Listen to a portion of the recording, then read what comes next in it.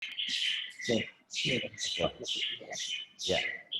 Assalamualaikum warahmatullahi wabarakatuh, rekan-rekan Aku mau menguatkan sekalian. Terima kasih ini atas yaitu kehadirannya ini di acara pagi ini.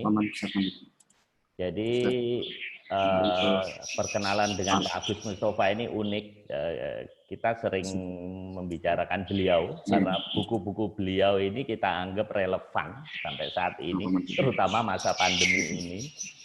Nah, awalnya kita hanya berbicara di grup bersama rekan-rekan, jadi awalnya rekan-rekan SMA, kantor gitu. Kemudian kita ingat gitu, Pak Agus Mustafa ini punya buku yang aneh-aneh gitu, yang aneh dalam arti provokatif, tapi provokatifnya bagus dan sampai sekarang relevan. Nah ini contohnya, ini saya punya koleksi yang baru saya beli 3 ini, Beragama dengan Akal Sehat, kemudian Metamorfosis Sang Nabi, kemudian Membonsai Islam. Tapi saya sudah membaca habis bersama rekan-rekan. Ini yang saya suka, Mengubah Takdir. Ini Menyelam Samudra Jiwa dan Roh. Ini udah selesai. Nah, ternyata Adam dilahirkan. Jadi beliau ini pakai kata ternyata gitu. Wah, ini kalau provokatif banget ya. provokatif ini luar biasa dan referensinya ini membela Allah, kemudian zikir tauhid. Jadi saya pikir bagi saya dan rekan-rekan yang orang kantoran yang tidak ada waktu untuk ngaji, dan Pak Agus ini kan latar belakangnya kan seorang saintis ya, gitu, seorang insinyur nuklir lagi, 57 tahun ya Pak, saya usia 50 Pak, 5.0 gitu, jadi saya lebih muda Bapak dan akhirnya kita ngobrol, kita cari dong Pak Agus biar kenal gitu. Nah ini saya rasa momen bagus, kita tidak mengejar banyaknya orang atau apapun, tapi ini terbuka untuk umum. Jadi Pak Agus dalam menyampaikan santai saja Pak, ini saya hitung, Bapak itu di buku ini 142 ayat Pak. Jadi kalau toh satu pertemuan satu ayat ini akan habis 11 tahun 8 bulan. Halamannya 264, itu kalau dibagi 140 rata-rata 2 halaman itu 1 ayat. Dan bukunya cukup enak dibawa kemana-mana. Jadi kita membongkar-bongkar buku beliau. Dan ini serial ke-20 Pak ya. Iya. Itu pun 12 tahun yang lalu, nggak tahu lagi sekarang. Kalau sudah 60-an judul buku. Wah, luar biasa Pak. Wah, ini kita perlu pesen lagi nih kalau gitu. Baik Pak Agus. Satu paket langsung. Iya, satu paket. Boleh Pak, nanti kita ini. Jadi ini santai saja rekan-rekan. Silakan Pak Agus Mustafa, monggo dipun mulai. Tidak usah buru-buru Pak. Memang kita mau ngaji dari Bapak. Monggo. Bismillah. Assalamualaikum warahmatullahi wabarakatuh. Waalaikumsalam warahmatullahi wabarakatuh. Alhamdulillahirabbil alamin wassalatu wassalamu ala nabiyina Muhammadin wa ala alihi washabbihi ajmain. Oke, Bapak-bapak dan ada Ibu juga ya, Bapak semua ini ya. Alhamdulillah kita bisa bertemu, baru pertama kali ini bertemu dengan Pak Marius dan kawan-kawan, tapi mudah-mudahan Allah sedang menyiapkan berkah yang banyak buat kita semuanya ya. Karena niatan itu akan menjadi jalan bagi kita untuk mendapatkan apa yang kita niatkan ketika kita memenuhi syarat-syarat untuk terpenuhinya itu ya. Jadi Allah itu sangat adil dan pemurah dan tidak zalim kepada siapapun. Semua yang pantas mendapatkan sesuatu akan diberi sesuatu oleh Allah. Amin. Dan yang tidak pantas tentu tidak mendapatkan. Mudah-mudahan kita menjadi orang yang pantas untuk mendapatkan berkah yang banyak dari Allah Subhanahu wa taala. Amin ya rabbal alamin.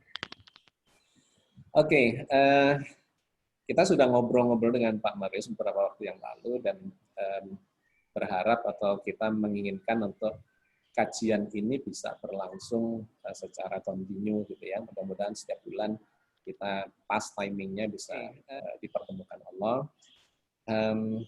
Kita mulai dengan saya usulkan Beragama dengan Akal Sehat. Karena buku ini menjadi salah satu fondasi ya. Isi buku ini menjadi salah satu fondasi yang terus saya dengungkan di puluhan judul buku yang lain. Meskipun ini judul buku yang ke-20, tetapi sesungguhnya semangatnya itu sudah memberi semangat saya sejak awal menulis buku di episode di seri yang pertama, Pusaran Energi Ka'bah. Ya, itu buku saya yang saya tulis tahun 2003 akhir. Jadi itu sudah cetak ulang ke 30 lebih, Pak Marius. Buku-buku saya sekitar 80% bestseller, jadi mungkin karena judul-judulnya yang dianggap memancing keingintahuan gitu ya, sehingga orang jadi ingin tahu apa sih isinya, ini aliran sesat apa lagi ini yang sorry. Aliran sesat apa lagi nih yang bercerita tentang misalnya mengubah takdir, takdir kok diubah-ubah, ternyata akhirat tidak kekal. Akhirat itu selama ini dipahami sebagai kekal. Kemudian ada misalnya bersatu dengan Allah, ini apa manunggaling kawula lan gustinya Siti Jenar. Ada sudah lagi dalam bahasa Inggris sudah belum, Pak Agus? Sebagian ya, sebagian karena memang terkait dengan pasar kita belum ketemu yang pas, tetapi kita sekarang sudah hadir di Google Play dalam bentuk PDF, dalam bentuk e-book, sehingga ini pasarnya kemudian global gitu ya. Kita mungkin akan merintis ke sana. Jadi hampir semua buku saya 80% sudah masuk ke Google Play, ini secara bertahap karena ada beberapa yang harus dipersiapkan supaya jadi apa namanya e-book itu. Gitu ya. Jadi Bapak dan Ibu sekalian, kita mulai coba membangun fondasi beragama kita dari beragama dengan akal sehat. Nah, ini akan jadi berapa kajian, saya nggak tahu ya, seperti Pak Marius bilang tadi, tetapi ini saya mengambil dari 6 bab di situ, saya ambil 2 bab. Kalau selesai nanti 2 bab lagi, 2 bab lagi, berarti jadi 3 kali. Tapi kalau nggak selesai mungkin bisa jadi 4 kali, bisa jadi 5 kali. Oke, nggak ada masalah ya. Ya, saya ingin memulainya dengan di bagian, karena ini bedah buku ya, saya coba urut kacang seperti yang ada di buku itu, supaya fokusnya jelas dan sistematikanya juga seperti yang ada di buku. Di bagian pendahuluan itu, saya mengutip ada satu chatting yang cukup panjang dari seorang kawan, ya, yang dia bercerita telah kehilangan agamanya. Dia seorang dokter, spesialis penyakit dalam, ya, tinggal di Malang, di Jawa Timur. Beberapa kali dia mengundang saya untuk datang di kajian ikatan dokter ya, di sana, spesialis.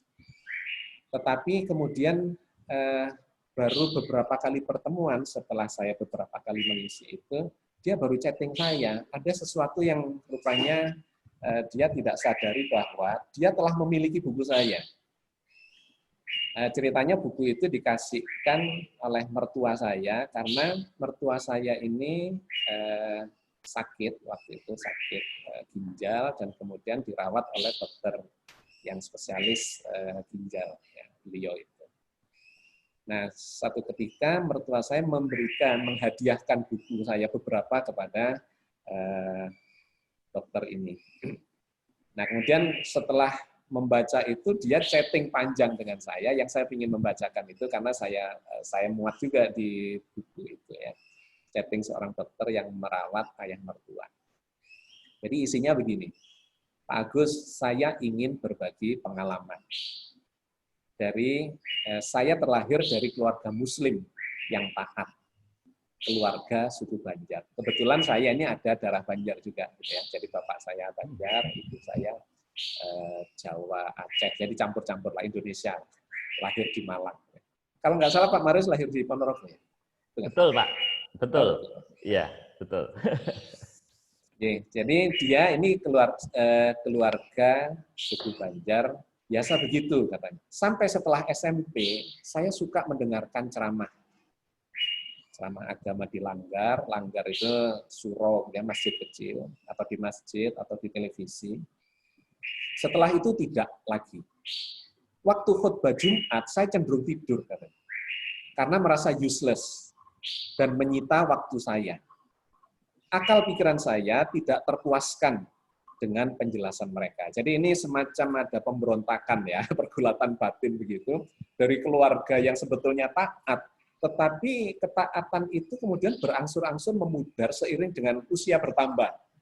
SMP, SMA, kuliah, apalagi setelah dokter dengan kesibukannya yang seperti itu, dia merasa penjelasannya itu kok gitu-gitu saja ya. SMP dapat pelajaran itu, SMA dapat itu lagi, kuliah dapat itu lagi, sudah bekerja ya dapat itu lagi. Yang diceramahkan ketemu di mana-mana ya begitu-begitu terus gitu ya. Sehingga merasa useless dia. Oke, lanjut. Tetapi hati nurani saya ingin terus dekat dengan Allah. Sehingga saya tetap sholat dan membantu kegiatan agama semata-mata karena hati nurani yang memang sudah terbentuk sejak kecil. Sehingga saya membentuk pengajian dokter-dokter spesialis di Malang, di Jawa Timur, tidak jauh dari Surabaya, sekitar 100 kiloan. Sampai suatu ketika Pak Agus memberikan ceramah pertama, saya menemukan sesuatu yang hilang, yaitu agama saya. Jadi dia mulai kepikiran dengan materi-materi provokasi yang saya berikan di forum itu, karena ya komunitasnya adalah educated people yang mereka sangat suka dengan kajian-kajian yang logis, yang rasional, yang empirik begitu ya, yang itu selalu menjadi landasan saya dalam menyampaikan kajian-kajian saya. Jadi dia merasa menemukan agamanya yang hilang. Baru dalam 2 bulan ini, kata dia, saya punya waktu untuk membaca buku-buku Pak Agus, pemberian mertua Pak Agus almarhum. Ya, dia sudah wafat. Saya sudah membaca 3 buku, tahajud siang hari, zuhur malam hari. Nah ini saja sudah provokatif banget ya. Tahajud siang hari, zuhur malam hari. Kan tahajud biasanya malam hari, zuhurnya yang siang hari. Tapi saya membuat buku yang judulnya tahajud siang hari, zuhur malam hari, karena memang ini pengalaman saya ketika satu saat saya bertugas, saya pernah jadi wartawan 14 tahun ya, tahun 90 sampai 2004, sebelum saya mengundurkan diri dari Jawa Pos waktu itu. Nah, saya dapat penugasan ke Eropa. Ketika kita ke Eropa Utara, saya waktu itu diundang oleh Pak Habibie, ada konferensi aeronautika di sana. Maka saya menemukan pengalaman yang unik itu, karena di kawasan-kawasan yang semakin ke utara, baik ke kutub utara maupun ke kutub selatan, itu menjadi ekstrim waktunya. Di musim panas, matahari itu nongol lebih lama dibandingkan musim dingin. Nah, di Belgia waktu itu, acaranya diadakan di Belgia, puncak musim panas, bulan Juni, itu sudah terjadi itu proses atau kondisi di mana siang harinya lebih panjang dibandingkan malam hari. Matahari itu tenggelam jam 10 malam ya waktu itu, sehingga sholat maghrib jam 10 malam, dan sholat isya dan seterusnya. Nah ini kalau kita melakukan perjalanan lebih ke utara lagi, ke kawasan Skandinavia, ya, negara-negara Skandinavia, di antaranya misalnya Swedia, ada Finland, Finlandia misalnya. Ya, di Finlandia itu ketika musim panas mataharinya bisa nongol 23 jam. Jadi malamnya cuma 1 jam gitu ya. Sehingga sholat maghrib, isya, subuh, dan sholat tahajud 1 jam. Tapi kalau kita lebih lagi ke kawasan-kawasan di sekitar itu, misalnya kawan saya yang bekerja di KBRI Moskow, dia cerita, ada satu kota kecil di utaranya Moskow, dulu namanya Leningrad, sekarang ganti nama Saint Petersburg. Di sana itu matahari tidak tenggelam. Jadi di puncak musim panas itu ada yang disebut sebagai white night atau malam putih, di mana matahari itu tetap hadir. Jam 11 malam ada, jam 12 malam tetap terang, jam 1 pagi ya tetap terang, matahari tidak tenggelam. Nah, kawan saya bertanya, Mas, kapan sholat isya-nya kalau begini? Bukankah isya itu adalah saat matahari sudah tenggelam dan gelap? Gitu ya. Apalagi tahajud, gitu. Subuh. Nah, kan kebingungan di kawasan. Nah, itu pengalaman itu yang kemudian saya tuangkan. Kapan-kapan kita kaji itu ya. Tetapi poin pentingnya adalah di kawasan-kawasan yang seperti itu mendekati kutub, utara maupun selatan, itu terjadi kondisi matahari tidak tenggelam atau sebaliknya matahari tidak terbit. Ketika matahari tidak tenggelam, siang terus, kapan sholat isya-nya atau tahajudnya, ya nggak usah nunggu siang, nggak usah nunggu matahari terbit. Kalau nunggu matahari terbit nanti di musim panas. Kalau matahari terbit atau matahari tenggelam ya di musim dingin, ya bisa bolak-balik. Ketika musim panas, maka tidak usah menunggu matahari tenggelam, karena kalau tenggelam ya nanti nunggu musim dingin. Nah, kapan sholat tahajudnya? Ya ketika matahari masih nongol itu, tetapi jam sudah menunjukkan misalnya jam 12 malam, jam 1 pagi, jam 2 pagi. Itu sesungguhnya adalah malam hari tetapi dihadiri oleh matahari, kan begitu. Wah, itu Lailatul Qadarnya gimana Pak Agus itu? Sorry. Ya, itu yang kemudian nanti harus dikaji ulang. Sebetulnya Lailatul Qadar itu poin pentingnya ada pada malam harinya ataukah berarti ada nanti esensi. Buku Pak Agus ke-61 Lailatul Qadar di siang hari nanti. Oke ya, jadi tahajud siang hari, zuhur malam hari itu sudah memprovokasi kawan saya ini, si dokter ini. Apalagi ketika membaca buku Bersatu dengan Allah. Aduh, kita ini sebetulnya bersatu dengan Allah, apakah Allah di sana, kita di sini? Apa kita ini terpisah? Apa Allah itu menempati ruang? Apa Allah itu meliputi segalanya? Ini kan kajian yang luar biasa, dan itu membuat dia ingin membaca buku itu. Dan kemudian mengubah takdir yang tadi Pak Marius sebutkan itu bagi dia juga sangat provokatif. Sehingga materi-materi ini kemudian diminta juga oleh beliau untuk dibahas di forum para dokter. Oke, saya lanjutkan chatting dia.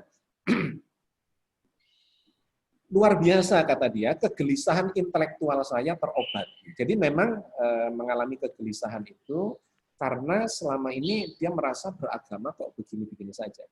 Hati nurani saya terobati. Dan saya menemukan agama yang hilang selama 25 tahun dalam hidup saya. Jadi sebuah ungkapan, ya, kesaksian atau testimoni yang luar biasa. Terima kasih, kata dia, Anda telah mengubah hidup saya, Anda telah investasi besar kepada saya, dan Allah akan membalasnya. Saya duga lebih dari separuh kalangan terpelajar memiliki pengalaman yang sama dengan saya. Hanya penjelasan Anda yang akan mengembalikan mereka dari kesesatan. Prims tidak perlu ditanggapi. Jadi memang dia cuma curhat saja, nggak ingin ya pokoknya inilah saya merasakan seperti ini, terima kasih, begitu saja intinya. Tetapi yang membuat saya bergetar itu ketika dia mengatakan dalam dugaan saya separuh kalangan terpelajar itu mengalami masalah kayak begini. Dan kemudian memang saya menemukan itu ketika saya berkeliling di berbagai kota ya, di Indonesia maupun ke luar negeri. Banyak orang atau muslim yang terutama muda dan educated gitu ya, dia gelisah. Sebetulnya agama ini seperti ini apa ya, sudah kita jalani begitu saja tanpa ada penghayatan, tanpa ada pemahaman, tanpa pokoknya seperti kalau membaca mantra ya sudah mantranya diucapkan tanpa harus paham isinya. Apa begitu ataukah seperti apa gitu ya. Nah, itu terjadi pada banyak kalangan yang kemudian saya tulis juga di buku itu. Para pengusaha muda ya menemukan hakikat bertuhan ketika berdiskusi tentang buku-buku ketauhidan saya. Dan kemudian ikut umroh setiap tahun, ada yang sampai 7 kali, 8 kali setiap tahun karena ingin menggali kajian-kajian yang ya begini seperti Pak Marius yang juga pengusaha dan kawan-kawan pengusaha di sini ya. Tidak sempat gitu ya, tidak sempat untuk melakukan kajian, waktunya habis oleh kegiatan. Maka kalau umroh itu kan punya waktu 9 hari, apalagi biasanya saya nambah lagi kadang ke Mesir, kadang ke Palestina, kadang ke Maroko, kadang ke Eropa. Itu kita punya waktu belasan hari untuk di sepanjang jalan itu ya ngobrol-ngobrol santai tapi berisi gitu ya. Itu banyak kawan-kawan yang kemudian merasa wah ini kok cocok dengan saya gitu. Mungkin yang lainnya nggak cocok ya nggak apa-apa, tapi banyak kawan-kawan kemudian merasa wah ini saya cocok menggali agama dengan cara yang seperti ini. Kemudian ada suami istri ilmuwan fisika dan kimia ya, yang selalu mendiskusikan itu ketauhidan. Karena buku-buku saya ini endingnya selalu tauhid, Pak Marius. Bicara kemanapun apapun itu endingnya ya Allah. Karena memang agama itu intinya ya Allah. Punjernya itu Allah, yang lainnya itu kembangan. Sholat itu ya mendekat pada Allah, puasa itu yang mendekat pada Allah. Apa semua ibadah-ibadah kita itu sesungguhnya adalah upaya untuk mengenal Allah, memahami Allah, berdekat-dekat dengan Allah, terus berinteraksi. Tapi nggak ada kutipan hadis Pak Agus ya kelihatannya dari buku Bapak ini. Ya, nanti ada alasannya. Kenapa saya tidak banyak, bukan tidak pernah, bukan. Anda melihat nanti di beberapa buku saya, misalnya yang Anda baca tadi Metamorfosis Sang Nabi, saya mengutip sejumlah hadis, tetapi sambil mengkritisi, gitu ya. Itu ada nanti akan kita kaji dalam kajian ini ya. Saya coba mengikuti sistematikanya supaya tidak lompat. Karena nanti kalau sudah masuk ke situ asik ke sana ya. Iya. Oke, kemudian ada pakar gempa, dosen di ITS, kolaborasi menulis buku, mahasiswa Al-Azhar. Saya selama di Mesir tahun 2010-2011 beberapa kali diminta untuk mengisi kajian di kawan-kawan Al-Azhar. Bahkan waktu Idul Fitri saya diminta oleh KBRI di Kairo untuk menjadi khatib ya, di sana ribuan atau 3.000-an warga Indonesia di Mesir, kebanyakan pelajar, sebagainya ada bekerja. Belajarnya Pak Agus Mustafa itu di mana Pak? Belajar agama. Kalau kita lihat Bapak ini kan scientist gitu. Ya, sebetulnya background saya dari keluarga. Bapak saya itu mursyid tarekat ya. Mursyid tarekat. Jadi sejak kecil itu ya guru saya yang paling intensif ya bapak saya, dan kemudian ada beberapa guru lain ketika sedang beranjak dewasa, termasuk ketika saya di teknik nuklir ada 2 dosen yang sangat menginspirasi saya.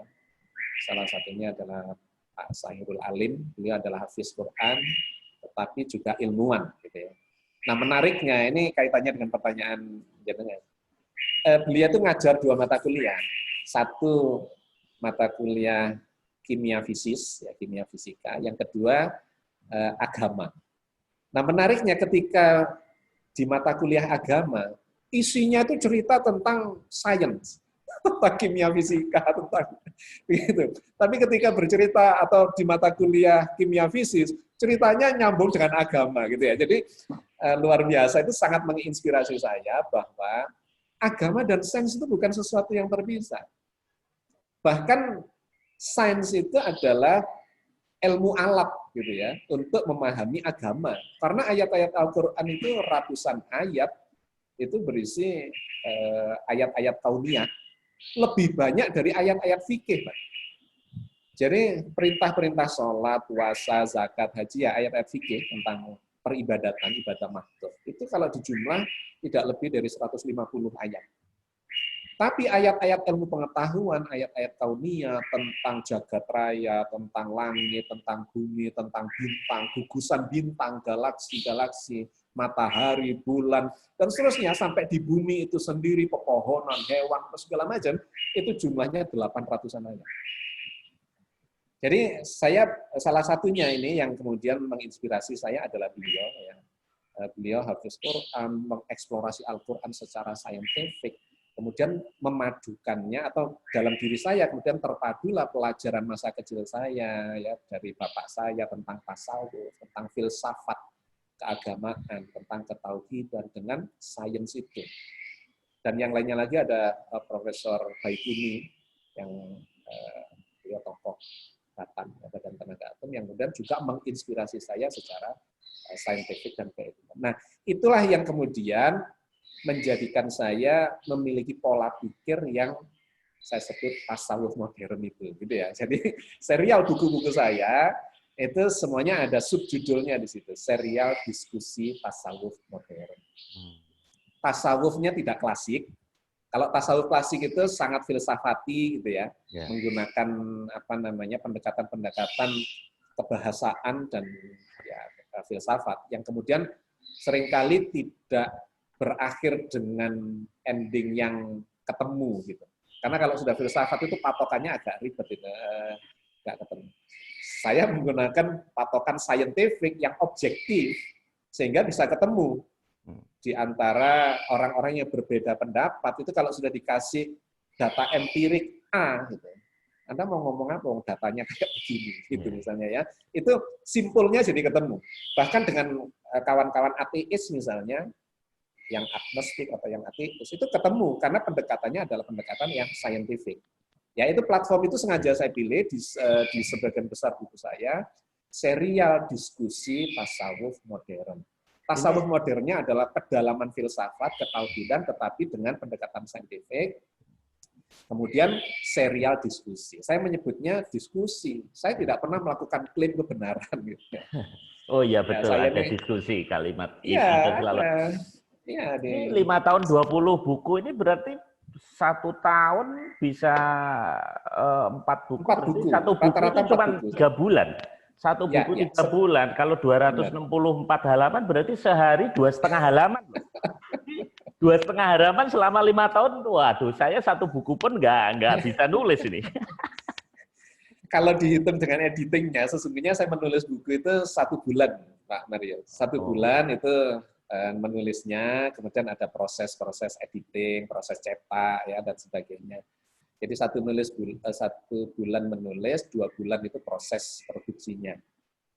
Karena nanti ada di bagian editing itu macam-macam, menambahkan teks ayatnya, kemudian mengedit kesalahan ininya, kemudian ada layoutnya, kemudian ada desainnya dan segala macam sampai proses cetak yang paling cepat itu 2 minggu sampai 1 bulan, sehingga 3 bulan sekali saya menerbitkan. Jadi 3 bulan itu menerbitkan, bukan menulis, tapi menerbitkan 1 buku, 1 tahun 4 buku, 15 tahun 60 buku.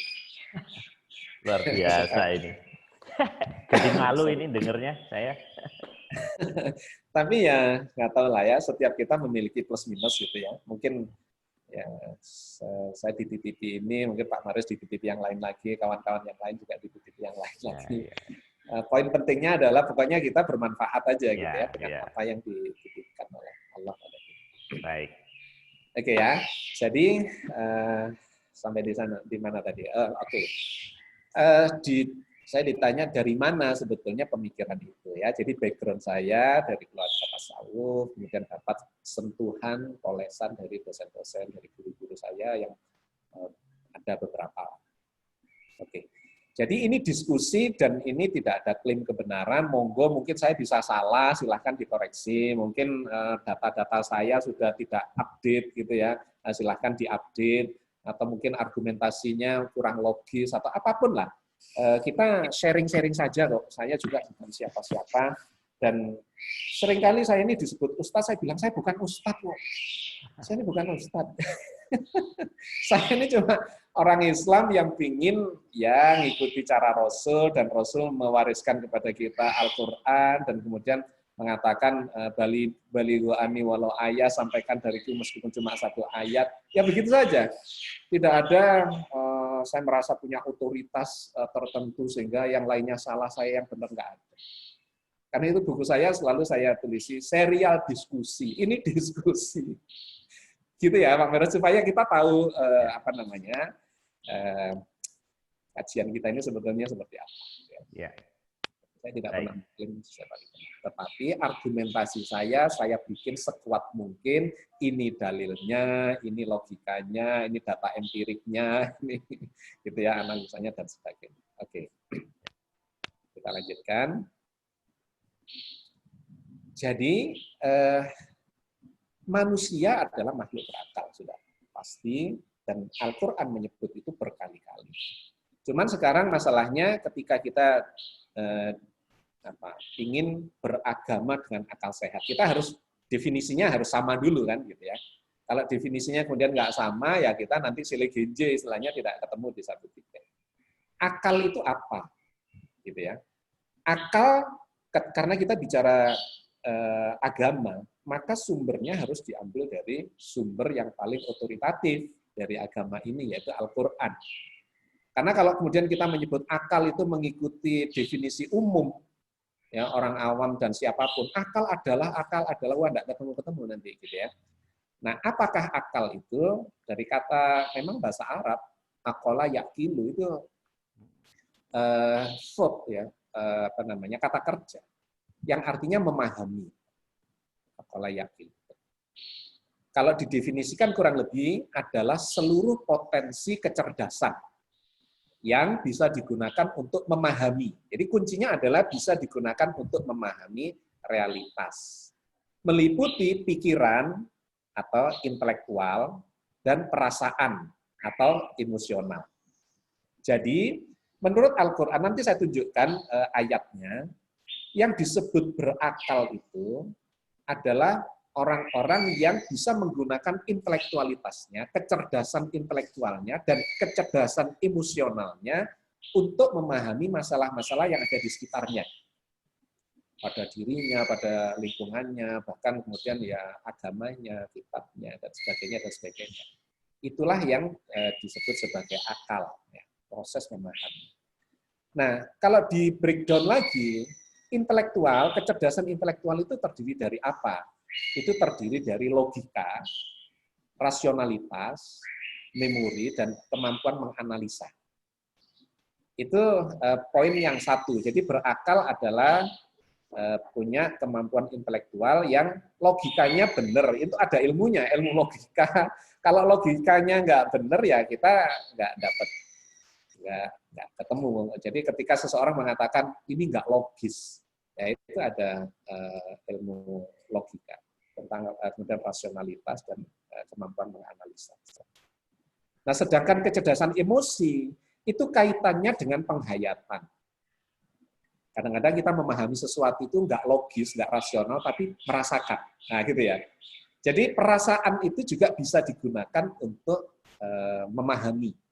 Kalau kita berhadapan orang dengan orang, kadang-kadang kita melihat gini aja sudah bisa merasakan orang ini adem apa panas apa ya karakternya seperti apa. Meskipun nanti ya untuk pemahaman itu harus komprehensif. Tetapi bahwa perasaan itu bisa digunakan untuk memahami.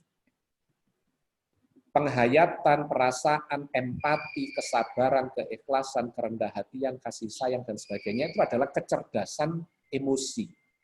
Nah, berakal itu adalah kombinasi dari kecerdasan intelektual yang rasional, yang logis, yang empirik, ya, dan dipadukan dengan kecerdasan yang emosional. Perpaduan antara itu akan menyebabkan seseorang bisa memahami masalah-masalah secara komprehensif, secara holistik. Ada orang yang hanya menggunakan intelektualnya tapi nggak punya perasaan, itu dia akan terdistorsi. Ya, orang ini logis tapi nggak punya perasaan. Nah, misalnya gitu. Tapi ada juga yang menggunakan perasaan tapi nggak logis. Nah, dia juga bisa terdistorsi. Jadi menurut Al-Quran, berakal atau menggunakan akal itu adalah menggunakan kecerdasan yang secara intelektual, yang rasional, logis, dan analitik, dengan pendekatan emosional juga. Oke. Nah, akal yang begini ini oleh agama dipersyaratkan. Syarat beragama itu nomor satu adalah berakal. Kalau nggak berakal, nggak usah beragama. Ya. Jadi ini telak sekali yang disebut sebagai akil balik. Akil balik itu ada yang berpendapat atau memahaminya sebagai sekedar tanda-tanda biologis. Ya, kalau sudah menstruasi pada wanita atau sudah mimpi basah pada laki-laki katanya sudah akil balik. Bukan. Akil itu akal, balik itu sampai. Jadi artinya akil balik itu akalnya sudah sampai. Syarat beragama adalah akalnya sampai. Kalau akalnya nggak sampai, dia tidak dikenai kewajiban beragama. Makhluk-makhluk yang tidak berakal tidak dikenai kewajiban agama. Bahkan punya akal tapi nggak cukup, ya tidak sampai, gitu ya. Itu tidak dikenai kewajiban agama. Anak kecil punya akal, tapi belum sampai akalnya. Tidak dikenai kewajiban agama. Sampai akalnya sampai. Sampainya berapa akalnya itu ya relatif. Ada yang 10 sudah sampai, ada yang 20 baru sampai, ada yang 60 baru sampai. Nah, kalau belum nyampe berarti nggak ada kewajiban dong Pak Agus. Berarti masuk Ya, surga dong. misalnya nih, contoh orang kehilangan akal. Ya, hilang akal, dia punya akal tapi hilang akal. Misalnya lupa. Lupa itu adalah hilang akal. Apakah dikenai kewajiban agama? Enggak. Misalnya nih, lagi puasa Ramadan ya. Awal-awal Ramadan suka lupa. Ini antara biasanya nggak puasa misalnya kemudian puasa. Olahraga, dehidrasi, kekurangan cairan, pulang ke rumah ada minuman seger di meja makan. Lupa kita minum, glek, glek, glek, glek, glek. Batal apa enggak puasanya? Enggak. Enggak. Enggak batal puasanya. Yang bikin batal itu kalau mumpung lupa, itu sebelahnya diminum lagi. Nah itu sudah ingat, tidak kehilangan akal. Jadi ketika kita lupa minum itu, kemudian Anda akan bilang apa? Alhamdulillah apa astagfirullah? Alhamdulillah. Dua-duanya astagfirullah, alhamdulillah. Enggak apa-apa. Teruskan puasanya, karena itu tidak batal.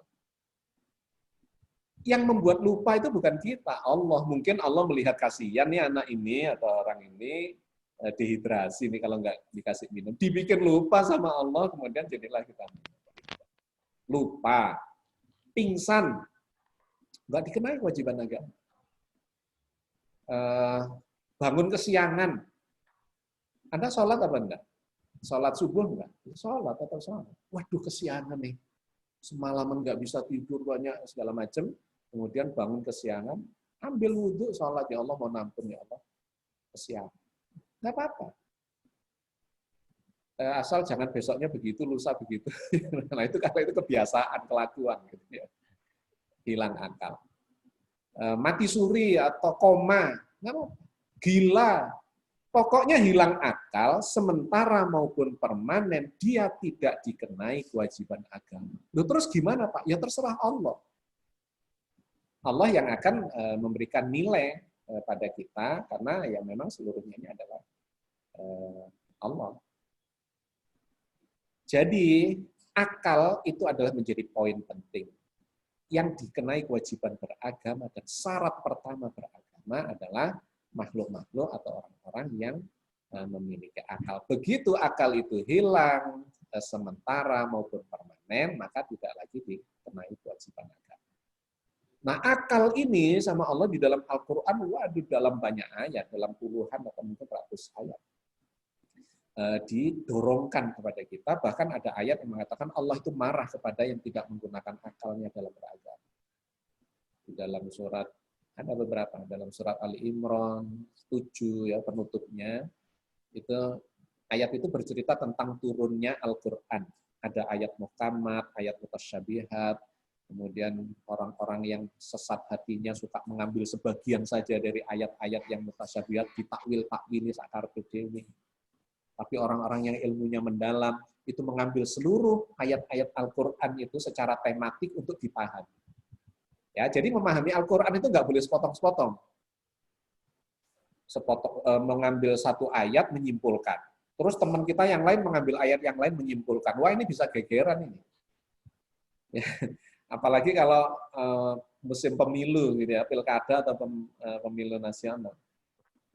Yang politik kandidat yang sana ambil ayat ini, kandidat yang situ ambil ayat itu. Sama-sama ayatnya, wah itu bisa bertengkar. Bukan begitu cara memahami Al-Qur'an, itu harus komprehensif, harus holistik. Nah, di ayat Ali Imran ayat 7 ini, setelah bercerita tentang ayat-ayat itu, maka penutupnya itu Allah mengatakan, wa ma yadzakkaru illa ulul albab. Dan tidak bisa mengambil pelajaran dari dalam Al-Quran kecuali orang-orang yang menggunakan akalnya. Kalimatnya itu ngunci. Dan tidak bisa. Wa ma yadzakkaru illa ulul albab. Dan tidak bisa. Dan tidak bisa mengambil pelajaran dari dalam Al-Quran kecuali orang-orang yang menggunakan akalnya. Jadi nggak ada pilihan lain. Akal itu sudahlah modal utama di dalam hidup ini dan di dalam beragama. Kalau pingin akalnya nggak jalan, ya tidur saja. Atau pingsan saja. Gitu ya. Jadi nggak bisa. Bangun tidur itu akal jalan. Mau ke kamar mandi akal jalan. Baik, gak iso keliru ke rumah tetangga. Apalagi baca Quran ya, memahami agama yang hebat ini dan seterusnya, pasti akal jalan. Ya, jadi berkali-kali Allah mendorongkan ini. Di surat Al-Baqarah 269 misalnya Allah juga bercerita tentang hikmah. Allah memberikan hikmah kepada orang-orang yang dikehendakinya.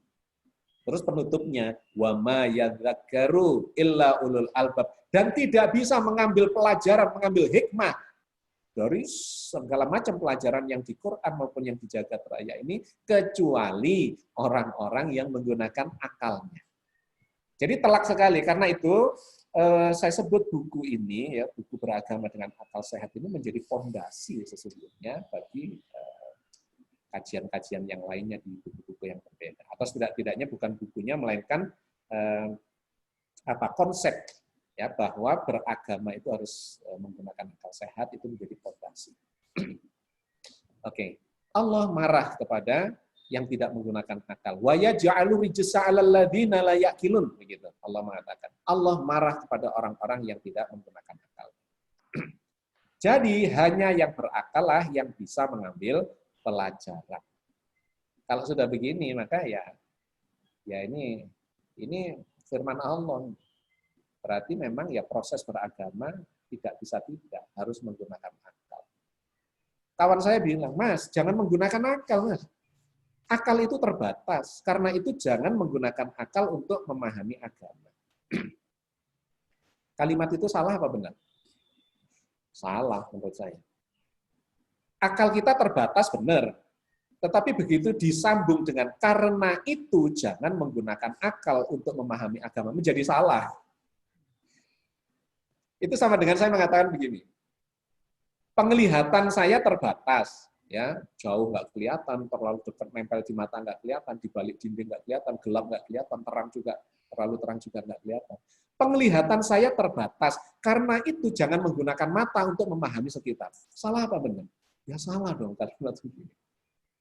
Pendengaran saya terbatas, karena itu jangan menggunakan pendengaran untuk memahami sekitar Anda. Ya salah kalimat yang begini.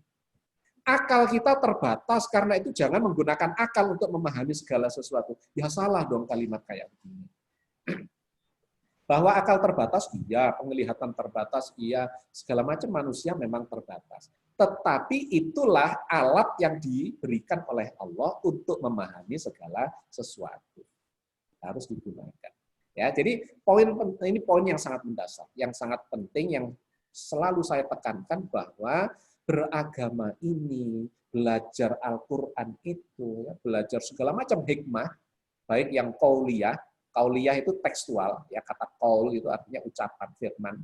Teks di dalam Al-Quran itu ayat-ayat qauliyah, sedangkan ayat-ayat kauniyah, ya, alam semesta itu adalah ciptaan jagat raya. Semuanya hanya bisa dipahami dengan menggunakan akal sehat. Oke. Nah, saya tunjukkan kemudian ayatnya bahwa beragama itu hanya bisa dipahami oleh orang yang menggunakan akal, yang memadukan pikiran dan perasaan. Ya, ini ada di dalam surat Ali Imran 190-191. Inna fi khalqis samawati wal ardi wa ikhtilafil laili wan nahari la ayatin liulil albab alladzina yadhkurunallaha qiyaman wa qu'udan wa ala junubihim wa yatafakkaruna fi khalqis samawati wal ard rabbana ma khalaqta hadza batila subhanaka faqina adzabannar. Sesungguhnya dalam penciptaan langit dan bumi dan silih bergantinya malam dan siang hari terdapat tanda-tanda bagi orang-orang yang berakal. Siapa itu? Dilanjutkan di ayat 191, yaitu orang-orang yang bertazakur, alladzina yadhkurunallah. Orang yang bertazakur, berzikir, ingat perasaannya, hatinya nyambung kepada Allah, ya. Tazakur, zikir itu diterjemahkan sebagai mengingat Allah. Nanti kita bahas bagaimana kita bisa mengingat Allah walaupun kita nggak pernah ketemu, misalnya begitu ya.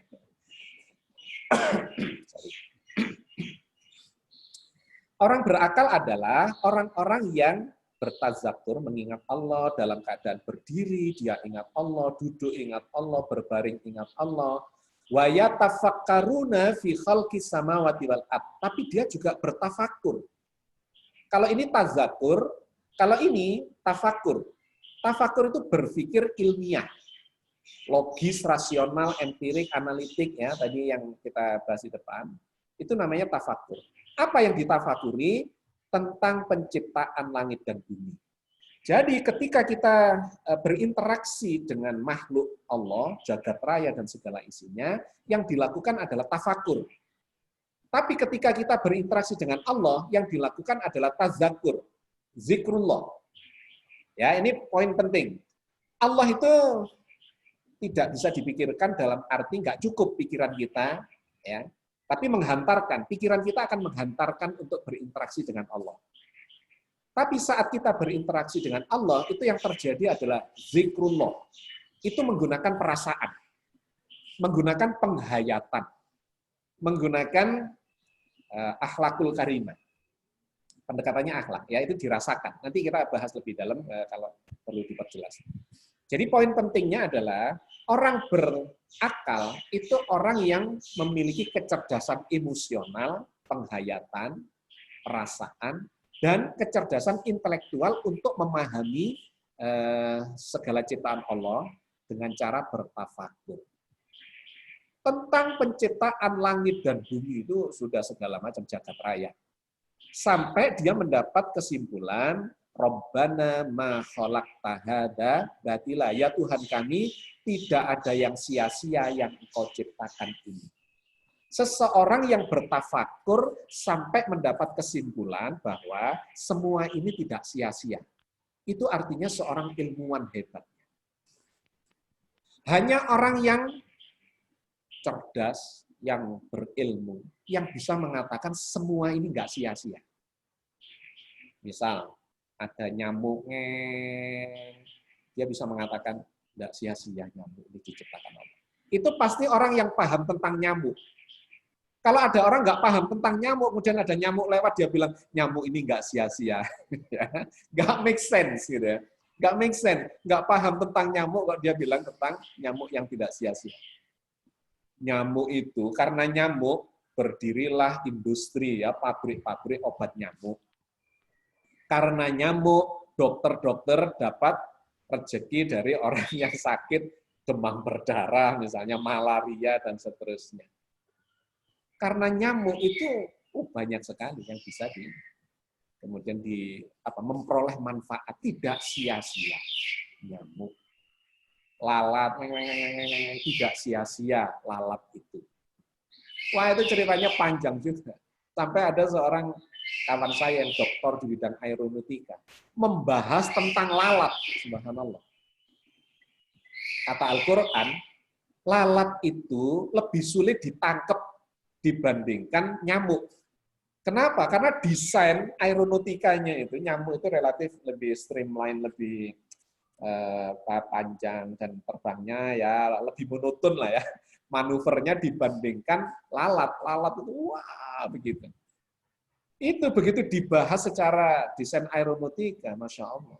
Perbandingan antara sayapnya dengan bodinya, bentuknya, ukurannya, subhanallah. Hanya para ilmuwan yang pahamlah yang akan mengatakan ya Allah tidak sia-sia semua ini. Langit dan bumi, ya hujan, mendung, angin, laut, segala macam. Tidak ada yang sia-sia. Rabbana ma khalaqta hadza batila. Ya Tuhan kami tidak sia-sia segala yang Kau ciptakan ini. Barulah kemudian muncul zikirnya, subhanaka, maha suci Engkau ya Allah. Jadi zikir itu berangkat dari kepahaman. Zikir itu bukan sekedar mengucapkan kalimat zikir. Banyak orang di sekitar kita itu berzikir sekedar mengucapkan kalimat zikir. Subhanallah, subhanallah, subhanallah. Nah, sudah 33 kali waktunya ganti alhamdulillah. Alhamdulillah, alhamdulillah. Nah, sudah 33 kali waktunya ganti Allahu Akbar. Itu saya bilang bukan berzikir. Itu sekedar mengucapkan kalimat zikir. Tapi hatinya tidak berzikir, itu enggak ada. Zikrullah itu adalah perasaan penghayatan. Tapi yang dilakukan ini kejar setoran. Jadi ketika berzikir 33, ya, pertanyaan saya, ingat mana subhanallahnya apa 33-nya? Tiga-tiganya. Tiga-tiganya. Nah, sudah 33. Entah subhanallah itu ngerti apa enggak, maksudnya apa, itu urusan nanti. Yang penting sudah 33, waktunya ganti alhamdulillah. Kan gitu cara berzikir. Alhamdulillah, alhamdulillah, alhamdulillah. Entah sedang bersyukur sungguhan apa enggak, pokoknya bacalah alhamdulillah 33.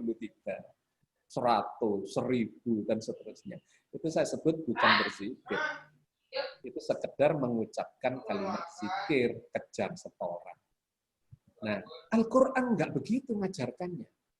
Tafakur, pahami segala yang ada di jagat raya ini sampai paham, sampai bisa mengatakan tidak sia-sia ya. Ini luar biasa. Udara ini nggak sia-sia. Oksigen itu desainnya pas. Kalau sampai oksigen itu berat molekulnya dibikin lebih ringan, terus dia lebih suka di atas sana, nggak ke dekat bumi, oh mati semua ini, kita nggak bisa bernafas.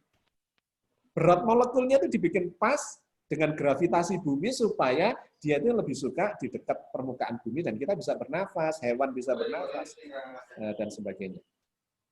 Jadi orang-orang ini cerita tentang ilmuwan sebetulnya ayat ini. Tapi Nabi menangis semalaman ketika mendapat wahyu ini. Tidak pernah Nabi menangis seperti ini ketika menerima wahyu yang lain. Jadi betapa strategisnya sebetulnya ayat ini ya, maksud saya, bahwa ini menjadi pondasi dan bahkan saya jadikan ya pondasi dalam kajian-kajian saya. Tasawuf modern itu pakai metodenya metode ayat ini. Ulul albab yang bertazakur dan bertafakur. Mengkaji, berpikir secara ilmiah, logis, rasional, analitik, empirik terhadap segala ciptaan Allah, ketika sudah paham, kemudian nyambung kepada Allah, zikirnya menjadi lebih bermakna. Gitu ya. Subhanaka maha suci engkau, fakina adzabannar, maka peliharalah kami dari siksa api neraka. Surat Al-Imran ayat 190-191. Jadi, kembali kepada akal, bahwa akal itu adalah perpaduan antara pikiran, ya, intelektualitas, dan perasaan yang emosional. Kalau ini dipadukan, itu akan mendapatkan dua-duanya. Itulah yang disebut sebagai ulul albab atau orang yang berakal. Jadi kalau sudah begini kan kita sudah ketemu di platform yang sama. Akal itu adalah ini, gitu definisinya. Kalau cuma tidak logis atau tidak rasional, itu masih memiliki variabel-variabel yang lain dalam berakal. Bisa saja suatu ketika kita menyebutnya tidak logis, tapi tetap masuk akal. Tidak rasional ya. Bedanya logika dengan rasionalitas itu. Logika itu adalah runtut berpikir. Kalau 1 tambah 1 sama dengan 2, maka 2 dikurangi 1 sama dengan 1. Itu logika. Tapi logika itu kan ada logika matematika, ada logika biologi, itu beda lagi. Kalau di matematika 1 tambah 1 sama dengan 2, kalau di biologi 1 tambah 1 bisa 2, bisa 3, bisa 4. Ya. Laki-laki sama perempuan 1 sama 1 ketemu, ditambahkan, menikah, anaknya bisa 1, bisa 2, bisa. Itu logika biologi. Logika politik, wah beda lagi. Logika hukum bisa beda lagi. Logika ekonomi bisa beda lagi. Itu silogisme atau ilmu tentang logika. Sedangkan rasionalitas itu adalah perbandingan, rasio. Sesuatu bisa dikatakan tinggi kalau ada perbandingannya yang rendah. Kalau semuanya tinggi, maka kita tidak bisa menyebut itu tinggi atau rendah. Sesuatu bisa dikatakan baik ketika ada yang buruk, atau dikatakan buruk ketika ada yang baik. Ya, itu adalah rasionalitas. Dan seterusnya. Ya. Kemudian analisa, dan kemudian empirik. Empirik itu adalah terbukti secara empirik itu bisa dilakukan oleh siapa saja, di mana saja, kapan saja, hasilnya sama. Itu empirik. Jadi, kalau benda jatuh di Surabaya, maka benda jatuh maksudnya ke bawah, maka di Jakarta juga benda jatuh ke bawah. Saya melihatnya begitu, Pak Marius begitu, juga kawan-kawan yang lain melihatnya juga begitu. Dilakukan pagi hari, tengah hari, malam hari, hasilnya sama. Di benua yang berbeda, hasilnya sama. Itu empirik. Nah, jadi, memang kalau kita melakukan kajian-kajian berdasarkan pada pendekatan yang saintifik, ya, yang tafakur, itu akan terikat, ya, dikoneksikan atau diikat pada suatu pola yang bisa dipahami oleh semua orang. Ini yang saya maksudkan bahwa tasawuf modern, kenapa saya tambahi dengan modern, dan itu kemudian menuju kepada pendekatan-pendekatan yang saintifik untuk supaya nyambung diskusi kita. Kalau diskusinya platformnya sudah sama, definisinya nggak sama, ya sudah nggak usah diskusi saja, karena pasti tidak akan ketemu. Oke, ya jadi Bapak dan Ibu sekalian, itulah tentang akal. Pak Mario, saya dikasih waktu sampai ini kan Sampai tinggal 30 setengah jam. menit. Apa mau kita pakai Enggak. untuk diskusi atau saya lanjutkan sedikit nanti seperempat Ada. jam baru? Iya, seperempat, tinggal 15 menit lagi, sisa Baik. 15 menitnya diskusi, Pak Agus. Monggo. Baik. Oke. Jadi kalau kita lanjutkan, setelah syarat pertamanya adalah berakal, maka agama ini melarang untuk ikut-ikutan. Beragama itu tidak boleh ikut-ikutan. Itu sangat jelas ayatnya di dalam misalnya salah satunya ya surat Al-Isra ayat 36. Wala taqfu ma laisa laka bihi ilmun inna sam'a wal basara wal fu'ada kullu ulaika kana anhu mas'ula. Dan janganlah kamu mengikuti ya ikut-ikutan segala sesuatu yang kamu tidak punya ilmunya, tidak punya pengetahuan tentangnya. Kenapa? Karena sesungguhnya pendengaran, penglihatan dan hati itu semuanya akan dimintai pertanggungjawaban. Jadi cerita di Al-Quran itu banyak. Orang yang nanti di akhirat, cerita masuk neraka, itu bertengkar di neraka. Salah satunya adalah soal ikut-ikutan ini. Ada yang protes sama Tuhan. Tuhan, saya kok masuk neraka? Saya kan ikut pemimpin saya, si A itu. Lu ngapain ikut si A? Wong si A juga masuk neraka. Gitu. Jadi, jangan gampang kemudian mengiyakan bahwa kita umat ini harus sami'na wa atokna kepada pemimpin. Ikut kepada pemimpin. Loh, kalau pemimpinnya benar, iya wajib ikut. Tapi kalau pemimpinnya salah, ya jangan diikuti. Gitu. Ya, jadi tidak boleh dalam beragama pun, bukan hanya soal politik, soal ekonomi, soal segala macam, tapi juga dalam agama. Kalau pemimpin agamanya benar, ya diikuti. Kalau salah, ya waduh, masuk neraka sama-sama nanti. Jadi nggak ada ceritanya dalam agama ini swarga nunut neraka katut ya, kata orang Jawa gitu ya. Surganya ikut, nerakanya juga ikut. Nggak ada. Kalau pas surga swarga nunut ya ikut ke surga ya alhamdulillah, tapi kalau neraka katut ya naudzubillah. Di mana-mana tergantung sopirnya, Pak Agus. Negara juga tergantung sopirnya, kan? Ya, tetapi agama ini mengajarkan kalau pemimpin itu tidak benar, ada beberapa cara untuk menyikapinya, kan begitu. Mulai dari ya jangan ikuti, ya sampai kan begini, ada 3 gitu ya kata Nabi. Yang kalau bisa kita memiliki otoritas untuk melakukan melarang terjadinya proses itu, ya kita dengan otoritas itu melakukan.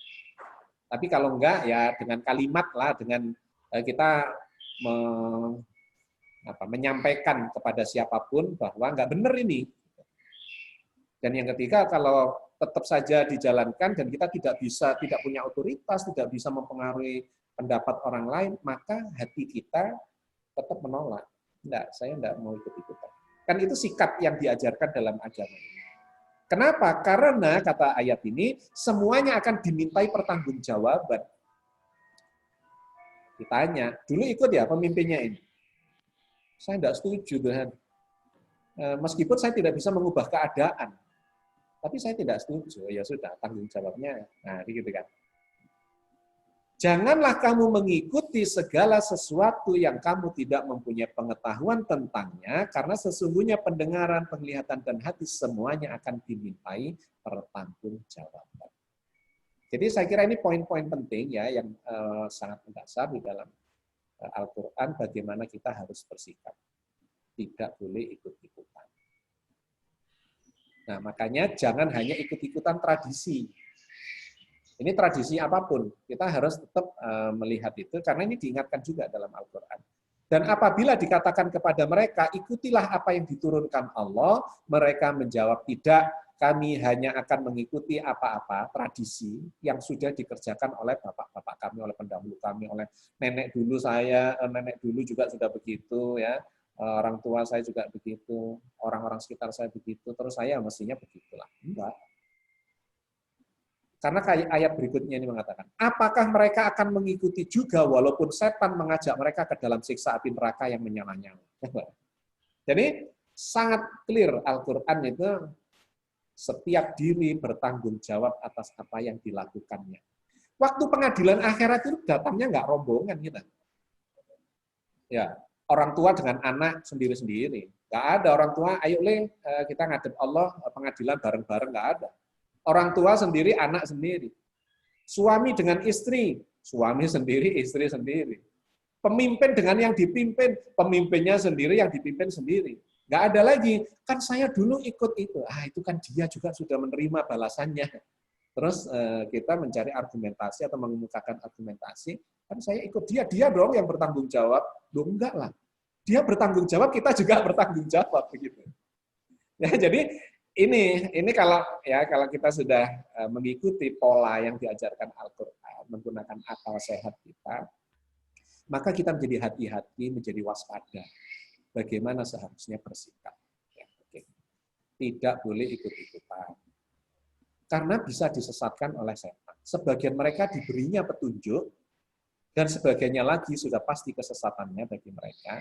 Karena sesungguhnya mereka menjadikan setan-setan sebagai panutan selain Allah, dan mereka mengira bahwa mereka mendapat petunjuk. Ini kan cilakanya. Kadang-kadang kita melihat, wah ini ya, dapat petunjuk. Ternyata Al-Quran atau seharusnya nggak begitu. Nah, kalau kita sudah menggunakan akal sehat kita, maka salah itu benar itu nilainya 2, salah pun nilainya masih 1. Ya, itu nilai orang berijtihad. Tetapi kalau ikut-ikutan, kecemplung ikut kecemplung. Jadi tidak ada nilai usahanya, itu nggak ada.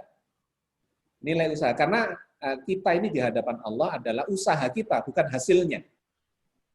Hasil Allah yang menentukan, ya. Manusia berusaha, Allah yang menentukan. Hasil itu Allah yang menentukan, tetapi usaha, nilai kita di hadapan Allah adalah usaha kita. Jadi kalau ada 2 orang nih, si A sama si B, ini memiliki modal untuk berusaha, modal tidak harus dalam arti hanya modal uang, ya, tetapi modal skill, modal performance, modal apa sajalah, gitu ya. Memiliki kondisi yang nilainya 5, sedangkan si B punya kondisi nilainya 8. Terus dua-duanya berusaha, sama-sama mencapai 10. Yang hebat yang mana? Yang 5 mencapai 10 karena usaha yang dilakukan, effortnya adalah 5. Tetapi yang sudah memiliki angka 8 untuk mencapai 10, effortnya cuma 2. Itulah keadilan di dalam agama ini, bahwa yang dinilai itu bukan hasilnya. Enak itu orang-orang yang di dekat misalnya nih ya, soal ibadah ke tanah suci. Orang-orang yang tinggalnya di Mekah, wah setiap hari bisa gitu ya. Tetapi orang yang jauh di benua-benua yang lain butuh effort yang tinggi. Nilai kita di hadapan Allah itu adalah usaha kita, effort kita, bukan hasil. Hasil itu bukan kita yang menentukan, tetapi Allah. Ya, jadi ini adalah poin-poin yang penting ya, yang melandasi nanti ini kajian-kajian kita berikutnya akan berbasis pada yang pondasi-pondasi ini. Kalau ini saja kemudian kita sudah berbeda pendapat, ya harus diselesaikan dulu di mana perbedaannya atau ketidaksepakatan. Ya. Jadi ada orang mengira dapat petunjuk, ternyata nggak dapat petunjuk. Nah ini bagian akhir karena tinggal 5 menit ya. Setelah itu kemudian kita diskusi. Jadi keimanan itu adalah proses menggunakan akal. Ada ayat ini di dalam surat Yunus ayat 99-100 ya. Walau sya'a rabbuka la'amana man fil ardi kulluhum jami'an afa anta tukrihun nasa hatta yakunu mu'minin wa ma kana li nafsin an tu'mina illa bi idznillah wa yaj'alu rijsa 'alal ladina la yaqilun. Dan jikalau Tuhanmu menghendaki, pasti beriman semua orang yang di muka bumi. Apa susahnya? Kalau Tuhanmu menghendaki, pasti beriman semua orang yang di muka bumi ini. Nggak ada orang kafir, nggak ada orang jahat, nggak ada kriminal, nggak ada koruptor, nggak ada penipu, nggak ada segala macam. Kalau Allah menghendaki. Tapi kan Allah tidak menghendaki itu rupanya, karena ternyata realitasnya seperti itu. Segala macam ada. Jika Tuhanmu menghendaki, pastilah beriman semua orang di muka bumi ini seluruhnya. Maka apakah kamu hendak memaksa manusia supaya mereka menjadi orang yang beriman semuanya? Loh, Allah saja nggak menghendaki kok. Allah saja tidak melakukan begitu kok. Kenapa kita memaksa-maksa orang untuk beriman? Iman itu pilihan kok. Mau beragama Islam atau tidak beragama Islam, silahkan. Tanggung jawab masing-masing. Mau bertuhan dan tidak bertuhan, silakan diberi kebebasan oleh Allah dengan ya tanggung jawab penumpang masing-masing. Tidak ada seorang pun akan beriman kecuali dengan izin Allah, dan Allah menimpakan kemurkaan kepada orang-orang yang tidak mempergunakan akalnya. Coba, betapa gamblangnya Al-Quran menceritakan bagaimana seharusnya kita ini bersikap di dalam beragama ini. Bahwa akal itu pondasi. Allah marah kepada orang-orang yang tidak menggunakan akalnya. Apa marahnya? Dalam bentuk ya kita tersesat kemana-mana terus dapat segala macam yang nggak benar, yang nggak enak, yang gitu, yang musibah dan sebagainya. Ada orang pinter tapi nggak punya akal gimana, Pak Agus? Misalnya itu pinter tapi dia orangnya emosian gitu. Itu bisa ya, juga. Nah, gimana?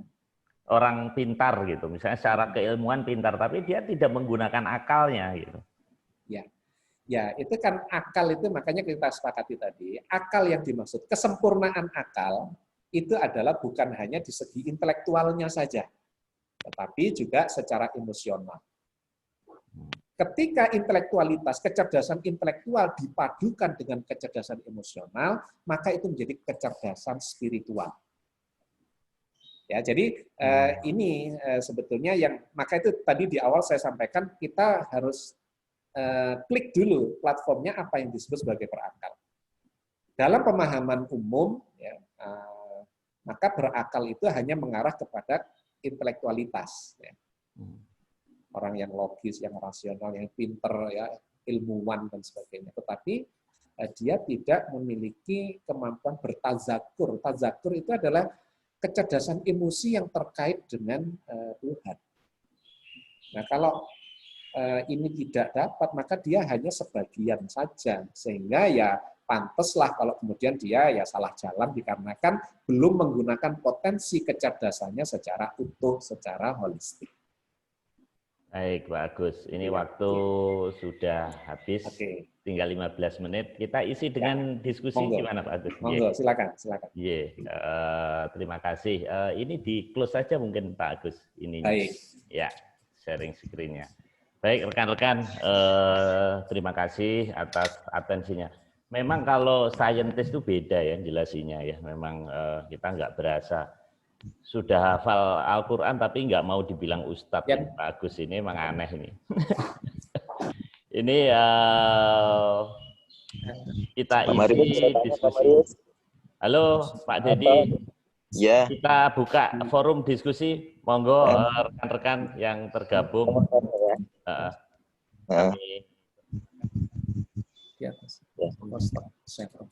Boleh tanya Pak Mustafa, ya. Pak Agus Mustafa. Monggo. Ini Kang Dedi ya? Ya, Dedi Soeharto. Kang Dedi ini dokter dari Departemen Keuangan nih. Saya dokter aja tanya coba bilang. Kan malu saya jadinya. Coba Kang Dedi silakan. Ya, videonya dibuka dong. Oh ya. Saya saya termasuk yang pernah membaca bukunya Pak Agus Mustafa ya, dan cukup menarik menurut saya sih. Yang terkait itu penjelasan mengenai Isra Mi'raj itu. Ya, terima kasih nih. Terpesona di Sidratul Muntaha gitu. Iya itu dia. Itu make sense menurut saya itu ya. Meskipun sangat menarik lah. Ya. Nah, jadi memang beragama dengan akal sehat ini sesuatu yang kita perlukan nih Pak Agus Mustafa. Cuman saat ini saya ingin bertanya tentang sesuatu yang saya ingin tahu dulu ya Pak Agus ya. Saya itu membaca Al-Quran itu masih ada yang saya agak saya nggak tahu apakah Pak Agus Mustafa sudah pernah menulisnya atau tidak. Itu tentang Al-A'raf. Ya. Al-A'raf itu kan dia adalah orang-orang yang waktu digambarkan tuh belum masuk ke dalam surga dan ke dalam neraka gitu. Nah, saya coba pelajari dari berbagai entah terjemahan, entah tafsir yang pernah saya baca itu. Nah, saya masih belum ngeh nih. Ini sebenarnya Al-A'raf itu kan ada suratnya sendiri tuh, Pak Agus. Ya, itu seperti apa sih sebenarnya orang yang disebut dengan Al-A'raf ini kalau dari bacaannya Pak Agus Mustafa nih? Saya ingin tahu. Terima kasih Pak Agus. Pak Agus. Jadi Om Kang Deddy ini penyintas COVID, Pak Agus. Jadi barusan selesai 2 minggu dalam ruangan yang dingin. Jadi tiap malam beliau baca Al-Quran, kirim-kirim. Jadi alhamdulillah bisa hadir ini, mungkin sudah sehat ini. Alhamdulillah. Ya, Al-A'raf itu artinya tempat yang tinggi, ya, yang digambarkan berada di antara surga dan neraka.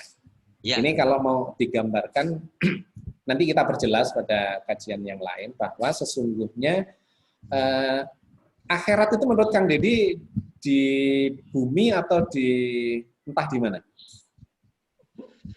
Saat beyond the universe atau di planet bumi? Saat ini saya memahaminya dia ada di tempat yang berbeda dengan bumi. Di tempat yang berbeda ya. Oke, satu. Yang kedua, kita nanti di akhirat itu hidup dengan badan atau hanya jiwa, nyawa kita? Yang sampai saat ini saya pahami ya, Pak Agus ya. Ya, saya merasakannya itu dua-duanya.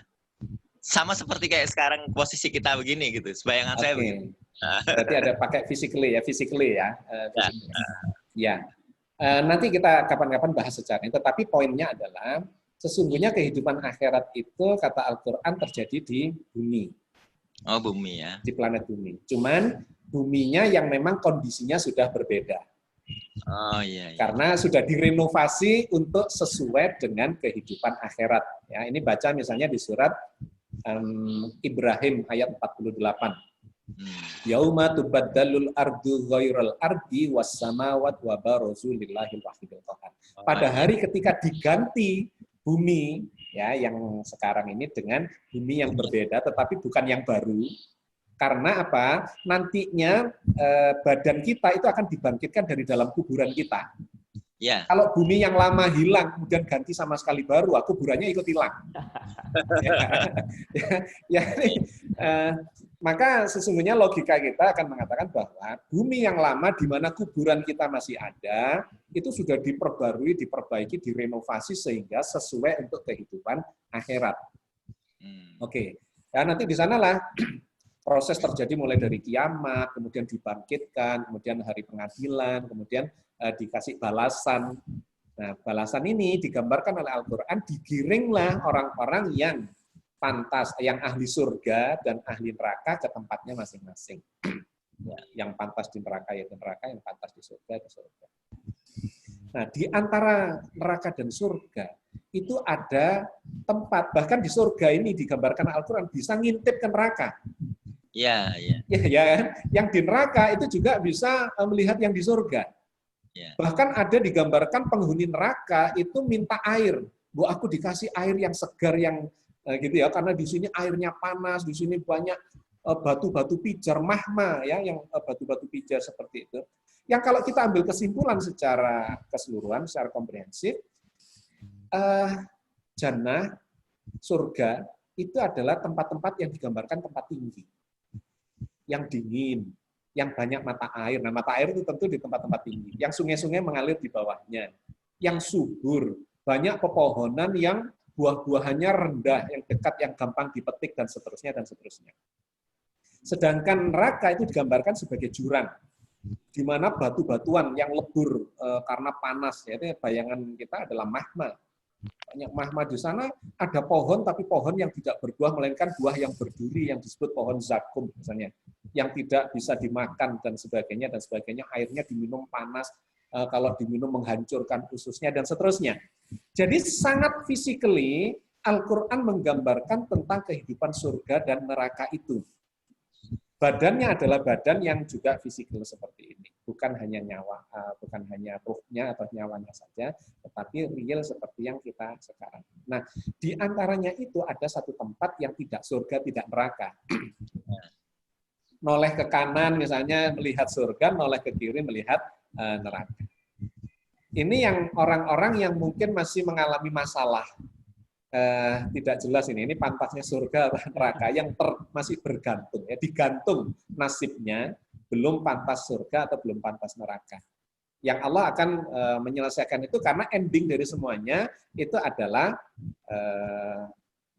surga atau neraka. Ya, jadi ini orang-orang yang kan ditimbang nih, pada saat hari pengadilan itu ditimbang.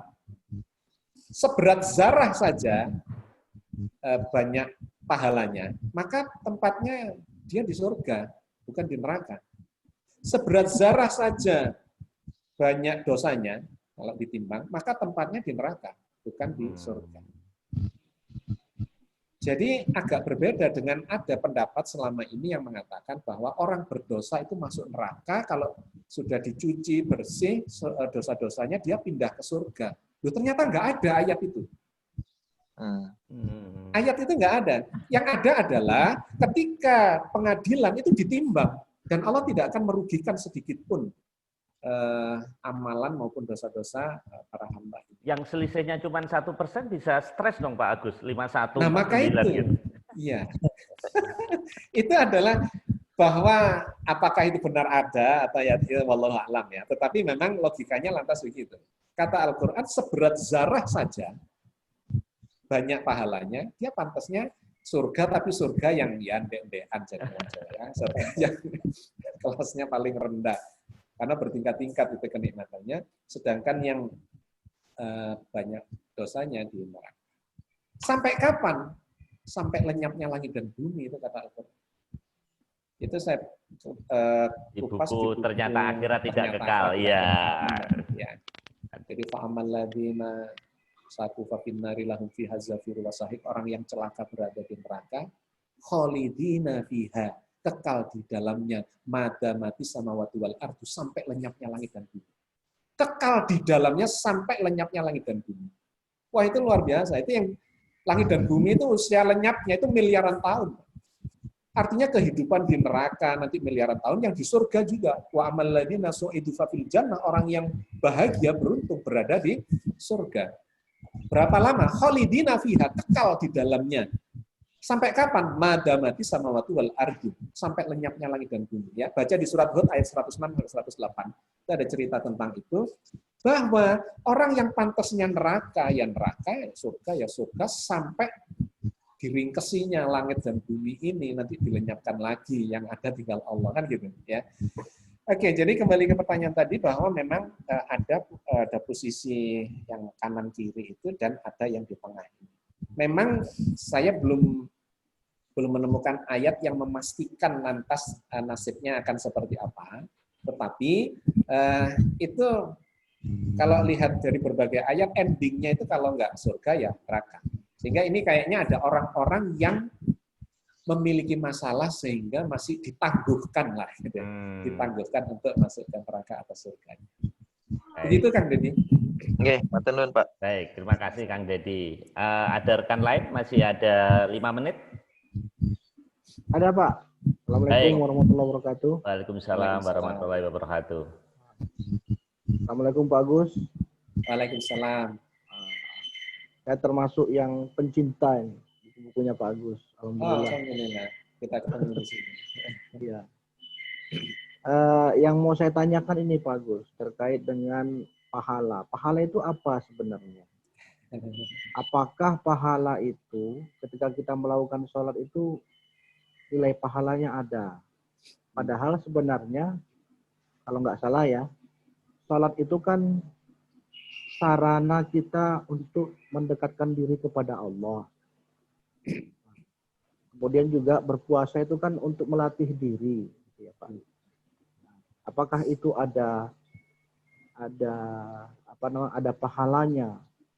Padahal kalau yang dimaksud pahala itu kalau dilihat ketika nanti kita sudah meninggal hanya 3 yang mengalir kan gitu. ilmun yuntafa'u bihi, waladin solihan yada'ula, sama Amal jariah. amal Sedekah jariah, Ya. sedekah jariah. Nah, terus yang kedua, pertanyaannya adalah apakah beriman saja cukup untuk menjadikan kita masuk surga, atau atau perlu amal soleh juga? Karena gini Pak, ada Pak Haji nih, sholatnya rajin, tapi mungkin akhlaknya kurang bagus. Nah, ada yang non Muslim, boleh dikatakan, tapi akhlaknya bagus. Nah, kira-kira dari dua tipikal orang ini, mana kira-kira Pak Agus yang masuk surga? Begitu Pak. Ya. Itu aja dulu Pak Agus. Baik. Siapa Kang? Kurnia Pak, dari Bogor. Oh, Pak Kurniawan. Oke. Ya, jadi tentang pahala. Pahala itu bayangan kita kan sesuatu yang abstrak gitu ya. Yang apalah semacam nilai apa yang kemudian diberikan kayak guru ngasih nilai semacam itu. Sebetulnya kalau kita pahami yang disebut pahala itu adalah balasan aja. Itu inherent ke dalam kualitas diri kita. Jadi konsekuensi logis yang bersifat positif itulah pahala. Konsekuensi logis yang bersifat negatif itulah dosa. Dan itu langsung akan berdampak pada kualitas diri kita. Jadi misalnya nih, sebetulnya ibadah-ibadah yang kita lakukan itu kan untuk memperbaiki kualitas jiwa kita. Zikir, sholat, puasa, zakat, itu semuanya adalah memperbaiki, meningkatkan kualitas diri kita. Misalnya sholat. Sholat itu adalah fungsi dari sholat itu adalah tanha anil fakhsya'i wal munkar. Ya, sholat itu disebut baik kena pada maksudnya. Ketika sholat itu mampu mencegah dia dari perbuatan keji dan munkar. Kalau ada orang sholat tapi masih melakukan kemungkaran, itu namanya belum sholat. Dalam arti yang sesungguhnya. Ya. Dia mungkin cuma olahraga saja, senam, ya. Takbiratul ihram, angkat tangan, sedekah, gitu ya. Tapi hatinya belum sholat. Sehingga orang yang begini oleh Al-Quran masih bisa diancam masuk neraka. Sholatnya rajin, tapi masuk neraka. Fawailul lil musallin. Celaka. Neraka well. Siapa? Musallin. Musallin itu siapa? Orang yang sholat. Musallin itu sebutan orang yang sholat, yang takbiratul ihram, yang ya seluruhnya itu rukun sholat dilakukan sampai salam kanan kiri. Itulah musallin. Tapi tempatnya masih bisa di neraka. Kenapa? Karena keluar sholat itu tadi Pak Haji yang tadi masih melakukan hal-hal yang munkar itu, keji dan munkar. Haji Tomat Pak Agus ya, berangkat pulang Jumat ya. Jadi kata orang Surabaya STMJ, sholat terus maksiat jalan, gitu ya. Karena gini Pak Agus, yang pernah disampaikan oleh guru dulu ya, guru agama dulu. Yang dinilai pertama itu ibadah sholatnya. Ketika nanti kita mau diperhitungkan, apa benar begitu Pak? Karena hadisnya kalau nggak salah begitu. Oke, tapi tentu bukan sholat yang saya sebutkan tadi. Jangankan hadis, ini Quran yang mengatakan musallin.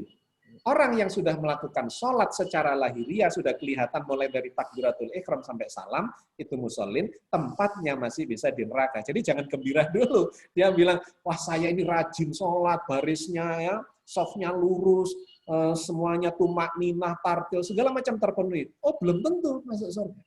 Kenapa? Ketika sholatnya itu tidak berdampak pada kualitas jiwanya. Poin pentingnya ada di sini. Jadi pahala itu adalah konsekuensi logis dari apa yang dia lakukan. Ketika positif, maka dia dapat peningkatan kualitas jiwa yang menjadi lebih baik. Dan yang jiwa yang lebih baik itulah yang pantasnya tempatnya di surga. Gitu. Kalau jiwanya tambah jelek, enggak, gitu ya, maka tempatnya di neraka. Gampangnya begini. Orang yang suka berbuat jahat, yang pemarah, yang pendendam, yang pengkiri, yang dengki, pantas nggak masuk surga? Enggak. Enggak lah. Karena kualitasnya bukan kualitas surga, kan gitu. Jadi pahalanya itu inherent dalam jiwa ketika dia bisa memperbaiki dirinya. Semuanya itu, sholatnya berpengaruh pada jiwanya, zikirnya berpengaruh. Jadi kalau misalnya Zakat. dia dengan, karena kan Al-Quran bilang nih, kalau dengan sholat maka tanha anil fahsya'i wal munkar. Ya. Nah, kalau Ibu Teresa ini gimana, Pak? Oke, sekarang pertanyaan kedua berarti ya. Nah, Pertanyaan kedua. dia tidak sholat, tapi sudah tanha anil fahsya'i wal munkar. Nah, kira-kira gimana, Pak? Oke, ada orang non-Muslim yang kemudian secara kemanfaatan itu memberikan kemanfaatan yang lebih besar dibandingkan dengan orang yang sholat, orang yang Muslim lah. Islam itu bukan teori. Islam itu praktek. Nabi diutus untuk mengubah akhlak. Kan begitu. Dan tidaklah aku ini diutus oleh Allah kecuali untuk menyempurnakan, memperbaiki akhlak. Jadi poin penting dari seluruh ibadah kita itu harus bermuara pada perbaikan akhlak. Kalau ada seseorang melakukan ibadah, ya rajin dan segala macam syarat fikihnya terpenuhi semua, tetapi tidak mengubah akhlaknya, sesungguhnya dia belum beribadah, kan begitu. Jadi orang-orang yang menjalankan praktek akhlak Islami itulah yang akan memperoleh manfaat dari apa yang dia lakukan. Orang yang jujur yang akan mendapat manfaat dari kejujurannya. Orang yang adil yang dapat manfaat dari keadilannya.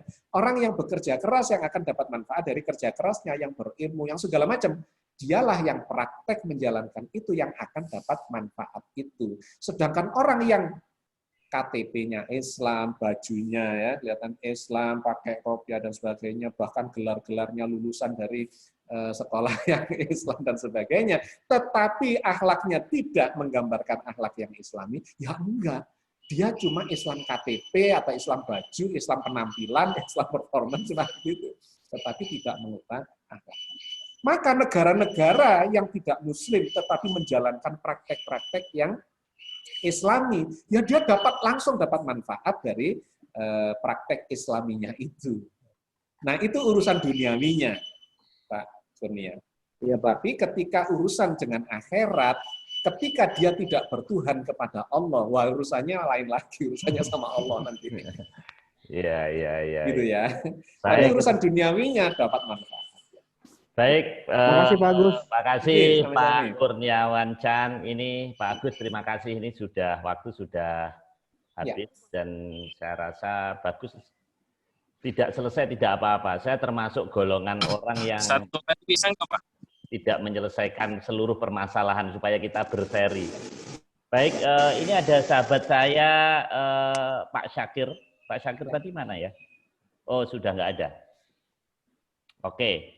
Kalau gitu kita perlu doa penutup atau alhamdulillah aja Pak Agus? Alhamdulillah. Saya aja Pak. Oh ada yang mau bertanya. Oh Pak Syakir ada. Ya silakan. Masih ada. Oh masih ada pertanyaan. Iya. Oh oke, 1 menit aja Mas. Monggo. 1 lagi Pak. Ya. Baik Mas. Silakan. Halo.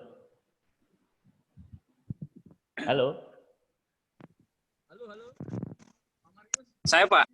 Ya, oke, silakan Pak. Halo, silakan Pak, silakan. Nih.